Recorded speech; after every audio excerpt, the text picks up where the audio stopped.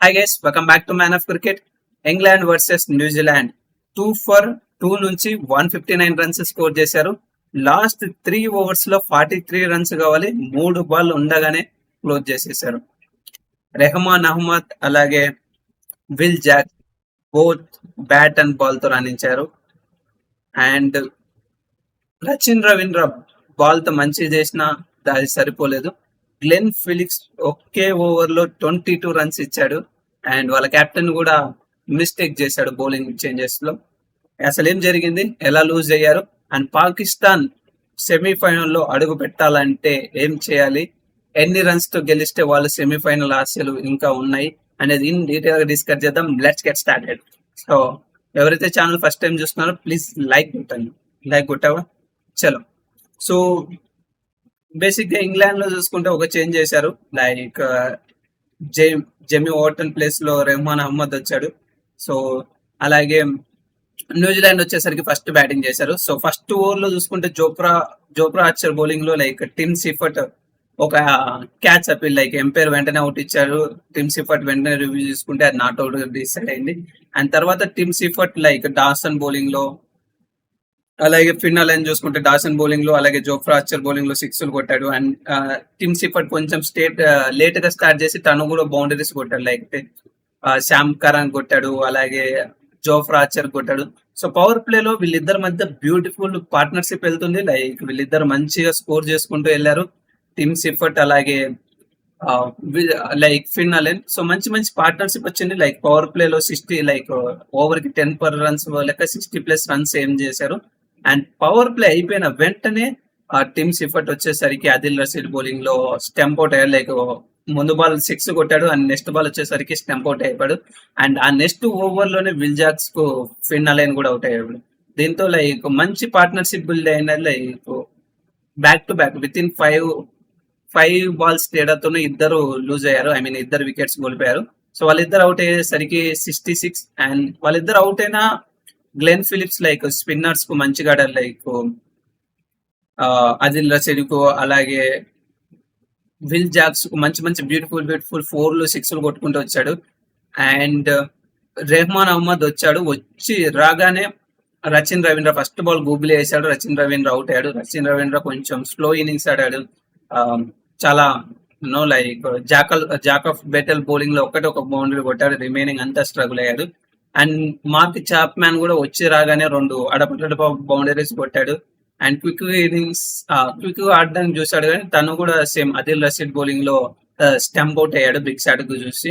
And Darley Mitchell చూసుకుంటే Darley Mitchell కొంచెం struggle అయ్యాడు. స్ట్రగుల్ ఇన్ ద సెన్స్ మంచి కంఫర్టబుల్ గా ఆడలేదు. లైక్ చాలా బాల్స్ దాట్ ఆడాడు. అండ్ తను కూడా లియామ్ డౌల్సన్ బౌలింగ్ లో అవుట్ అయ్యాడు. అండ్ లాస్ట్ లో మిచెల్ శాంట్నర్ అలాగే మెకానీ కొంచెం స్కోర్ ట్రై చేశారు.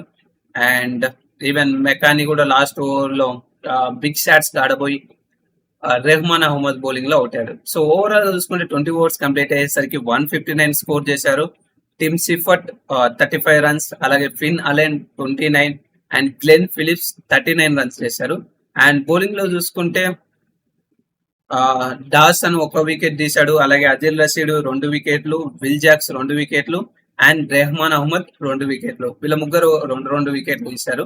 అండ్ చేజింగ్ స్టార్ట్ అయిన న్యూజిలాండ్ 159 రన్స్ 160 రన్స్ తేడాతో బరిలో దిగిన న్యూజిలాండ్ చూసుకుంటే స్టార్టింగ్ లోనే మ్యాట్ హెన్రీ బ్యూటిఫుల్ డెలివరీ చేశాడు. బాబుల్స్ టీమ్ లైక్ పడి కొంచెం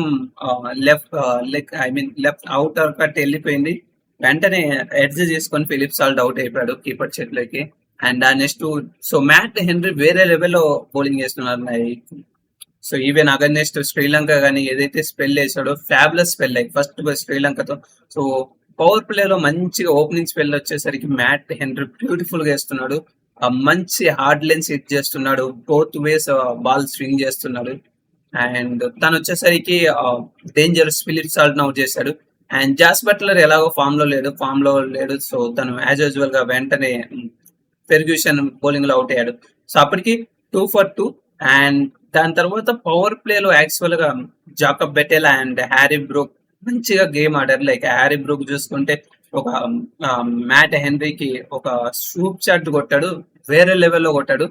అండ్ అది వచ్చేసరికి ఆల్మోస్ట్ డిస్ప్లే ఉంటది కదా, దానికి తగిలి కొంచెం క్రాక్ కూడా ఇచ్చింది. మంచి షాట్ అనేది, మంచిగా స్కూప్ షాట్ వాళ్ళు ఆడాడు. అండ్ జాకబ్ బెటల్, హ్యారీ బ్రూక్ చూసుకుంటే మంచిగా బౌండరీస్ అలాగే సిక్స్లు కొట్టాడు. ఈవెన్ జాకబ్ బెటల్ చూసుకున్న మంచిగా బౌండరీస్ కొట్టాడు ఆ పవర్ ప్లే బౌలింగ్ లో. అండ్ పవర్ ప్లే అయిపోయిన తర్వాత వచ్చేసరికి Harry Brook Glenn Phillips bowling వచ్చాడు. సో గ్లెన్ ఫిలిప్స్ బౌలింగ్ లో హ్యారీ బ్రూక్ అవుట్ అయ్యాడు. అండ్ ఆ తర్వాత రచిన్ రవీంద్ర వచ్చాడు. రచిన్ రవీంద్ర బౌలింగ్ లో వెంటనే జాకబ్ బెటెలా కూడా అవుట్ అయ్యాడు. ఆ తర్వాత then there was a partnership between Cam Banton అలాగే శ్యామ్ కరణ్. సో ఇద్దరు మంచిగా ఎక్కడెక్కడ ఛాన్స్ దొరికితే అక్కడ బౌండరీస్ కొట్టుకుంటూ వచ్చారు. రిక్వైర్డ్ రన్ రేట్ పెరగకుండా లైక్. సో ఈ మధ్యలో ఓవర్లలో ఇస్సోది వేశాడు. సో ఇస్సోది బౌలింగ్ లో కొంచెం టార్గెట్ చేశారు.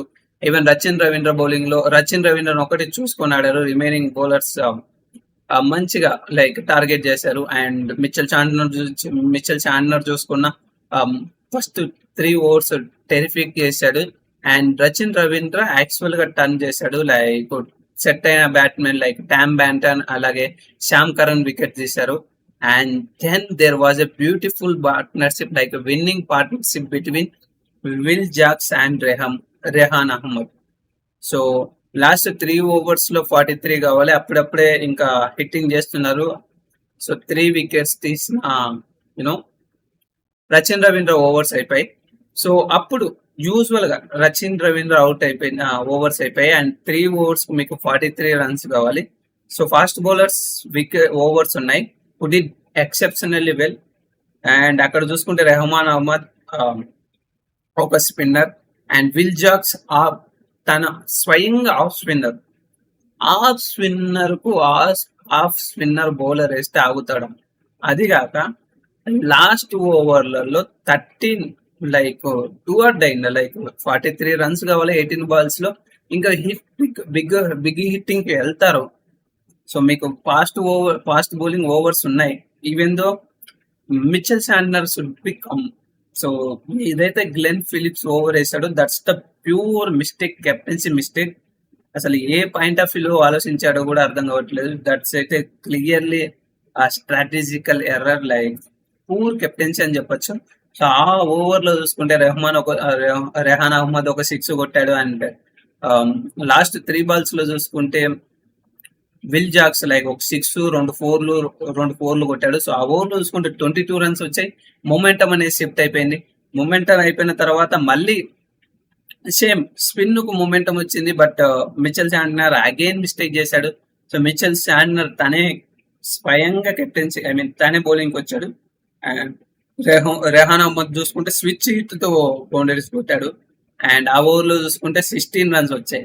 అప్పటికే match over. Like last over లో 5 రన్స్ కావాలన్నా మ్యాట్ హెన్రీ చేసేది ఏం లేదు. So first 2 balls like third ball కు విల్ జాక్స్ వచ్చేసరికి 4 తో కంప్లీట్ చేశాడు. సో వాట్ ఏ నాక్ ఫ్రమ్ విల్ జాక్స్ అని చెప్పొచ్చు. సో విల్ జాక్స్ చూసుకుంటే మొత్తం లైక్ లాంగ్ బౌండరీని ఏం చేసి బిగ్ షాట్స్ ఆడారు. It's like totally captaincy issue అని చెప్పొచ్చు. సో లైక్ శాండర్ నుంచి poor captaincy, but exceptionally well. Like England batsmen మంచిగా ఆడారు ఎవ్రీ వన్. లైక్ 2 for 2 ఉన్నా కూడా లైక్ రిక్వైర్ రన్ రేట్ తగ్గకుండా మంచిగా ఆడారు. లైక్ హ్యారీ బ్రూక్ చూసుకుంటే 26 రన్ చేశాడు, జాకబ్ బెటల్ 21, అలాగే Tom Banton 33 runs and Sam Curran 24 and Will Jacks చూసుకుంటే 32 అండ్ రెహాన్ అహ్మద్ చూసుకుంటే 7 balls కే 19 రన్ చేశాడు. సో లైక్ శాండర్ ఒక 6 కొట్టాడు. అలాగే ఈవెన్ ఎవరు ఫిలిప్స్ బౌలింగ్ లో కూడా ఒక 6 కొట్టాడు. అండ్ న్యూజిలాండ్ నుంచి చూసుకుంటే మ్యాట్ హెన్రీ ఒక వికెట్ తీశాడు, లాకీ ఫెర్గ్యూసన్ ఒక వికెట్ తీశాడు, గ్లెన్ ఫిలిప్స్ ఒక wicket and Rachin Ravindra 3 wickets. So ఇస్సోది అలాగే మెక్కోని కొంచెం ఎక్స్పెన్సివ్ గా ప్రూవ్ అయ్యారు. వాళ్ళకు పూర్తి కోటా కూడా ఇవ్వలేదు.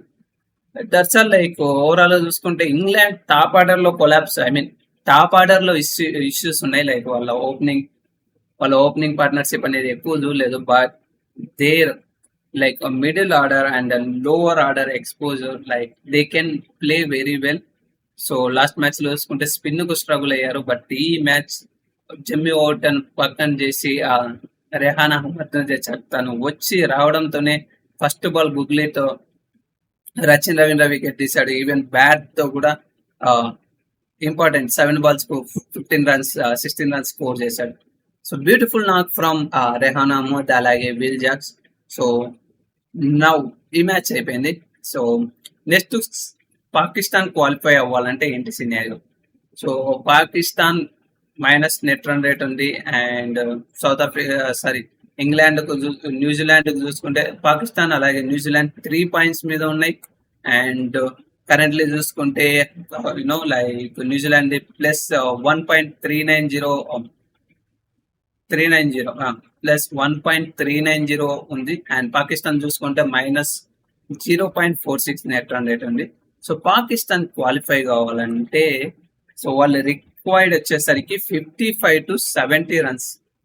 Almost like if in case first score చేస్తే లైక్ ఒక పాకిస్తాన్ ఫస్ట్ బ్యాటింగ్ చేసి 200 స్కోర్ చేస్తే శ్రీలంకను 140 runs కలా ఆల్అౌట్ చేసేయాలి. And if in case chasing అయితే 25-30 balls ఉండగానే చేజ్ చేయాలి. సో అది అప్పుడు ఆ చేజ్ చేస్తే పాకిస్తాన్ అనేది సెమీఫైనల్ కు క్వాలిఫై అయ్యింది, లేదంటే న్యూజిలాండ్ క్వాలిఫై అయ్యింది.